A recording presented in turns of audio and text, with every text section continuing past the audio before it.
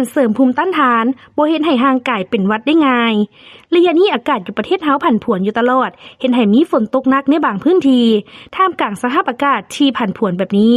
สิ่งที่ต้องระวังที่สุดแม่นเรื่องสุขภาพแต่เมื่อฝนตกสิ่งที่มาพร้อมย้ำฝนแม่นความเจ็บไข้ได้ป่วยอาการเป็นหวัดและถ้ารักษาสุขภาพบ่ดีตากฝนและปล่อยให้ร่างกายเปียกชุ่มอยู่ตลอดก็จะมีโอกาสเป็นหวัดได้ง่ายกว่าปกติซึ่งในทางการแพทย์ระบุว่าพยาธิไข้หวัดบ่แม่นพยาธิธรรมดาคือที่พวกเขาคิดเพราะเป็นแล้วถ้ารักษาบ่เซาจะนำไปสู่การเป็นพยาธิอื่นที่หนักกว่าไข้หวัดธรรมดา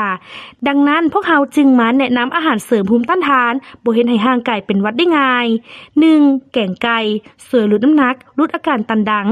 2. หมักไม้มีวิตามินซีสูงเช่นผักกาดหมักหุ่งมะขามป้อม 3. ซ้าใบหอมลาบหรือซ้าใบมิ้น 4. ข้าวโอ๊ตและข้าวบาเล่